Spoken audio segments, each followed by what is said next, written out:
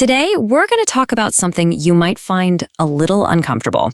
It's based on the work of psychologist Taizo Kato, and it's called The Tragedy of the Good Child. So let me ask you this. Think way back. Were you ever praised for being a good child?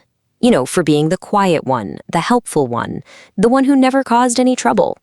For a lot of us, that was like the ultimate compliment, right? But what if I told you that praise wasn't really a gift? What if it was actually a cage, and that being the good child was the first step toward a life filled with anxiety, resentment, and just feeling totally lost? Yeah, let's get into how that works. First things first, we've got to understand where this good child persona even comes from. Because here's the thing, nobody is born this way. It's something we learn, and we usually learn it as a last-ditch effort to survive. So let me tell you a story about a girl named Irene. As the firstborn, she was, the center of her parents' entire universe. She had all their attention, all their love, especially from her dad. Life was good. And then her baby brother was born. And just like that, everything changed. The spotlight that used to be on her, it shifted. Now, for a little kid, this doesn't just feel like a small change. It feels like total abandonment. It's terrifying. The love she thought was a given was suddenly gone. So, her little brain goes into overdrive. She starts scrambling. Okay, plan A, throw a tantrum. Maybe negative attention is better than no attention at all. Nope, that totally backfires. Plan B, pretend to be sick and weak. Still nothing. Then she tries something else. She helps. She makes herself useful. And bingo, her father smiles at her again. The connection is back. And right there, in that one moment, a really dangerous belief gets welded into her mind. I'm not loved just for being me. I'm loved for what I do. And so, her real, authentic self gets packed away, and the performance of the good child begins. The famous psychologist Abraham Maslow actually had a name for this. He called it deficiency motivation.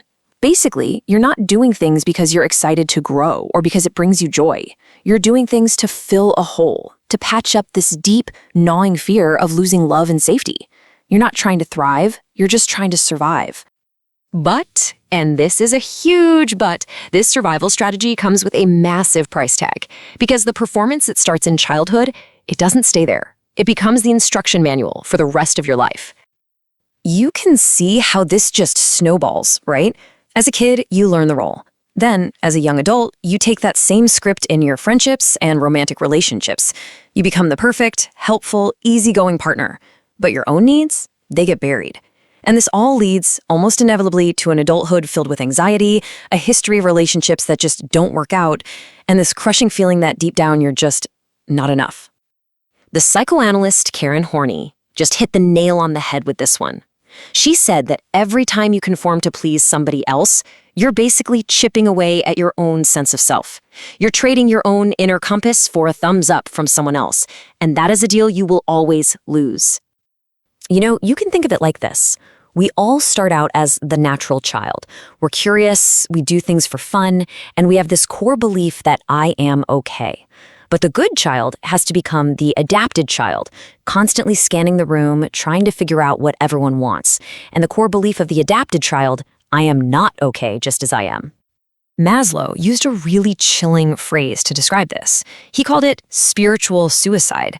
It's this process of systematically killing off your own authentic joys and curiosities just to get that pat on the head from someone else. You stop asking, what do I want? And the only question left is, what do they want from me?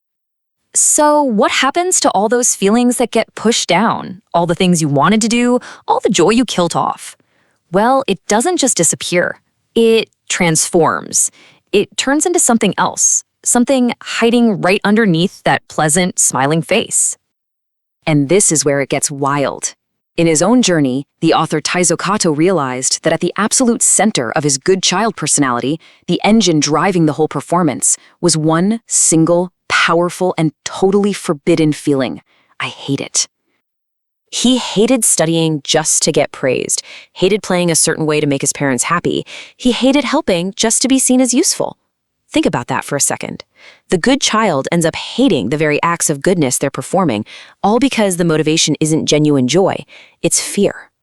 Okay, so the obvious question is, why not just say no? Why not express that anger? Well, because for the good child, expressing anger feels like hitting the self-destruct button. It risks triggering their absolute deepest terror, being abandoned, which is the very thing the whole performance was created to prevent in the first place. A lot of times, this whole mess is created by something psychologists call a double bind. It's an impossible trap. The child gets two commands that completely contradict each other. Kato, for example, talks about how his father demanded he be totally submissive and obedient, but at the exact same time, he was supposed to be fiercely independent and brave. How can you possibly be both of those things at once? You can't. It's impossible. So, trapped, the only way out for the child is to decide that their own feelings and perceptions must be wrong. They stop trusting their own gut, their inner compass breaks, and that's the source of that low-level, constant hum of anxiety that can follow you for your entire life. Okay, so if any of this is starting to sound a little too familiar, and for a lot of us it does, what's the way out? How do you actually stop the performance and find the real person who's been buried for so long? Well, it's not a quick fix, but it's a path of rediscovery. Now, the first and most important step here is not to blame your parents or anyone else. It's about compassionate understanding. It's just about noticing the performance as it's happening. Noticing that automatic yes when you really mean no. Catching yourself when you over-apologize. Feeling that little flash of resentment after doing a favor you didn't want to do. Just seeing the mask, without judgment, is the first step to finally being able to take it off. Because that's the goal here. Freedom isn't about becoming selfish. It's about shifting your motivation from fear to authenticity. It means learning to sit with the discomfort of disappointing someone. It means starting small, like just saying what restaurant you actually want to go to, and then realizing the world doesn't end. Real freedom is having the quiet courage to trust your own inner voice, even if it's just a whisper at first.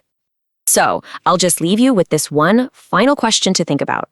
If you actually gave yourself permission to stop performing, to drop the act, even if it meant disappointing a few people, who would you finally get the chance to become?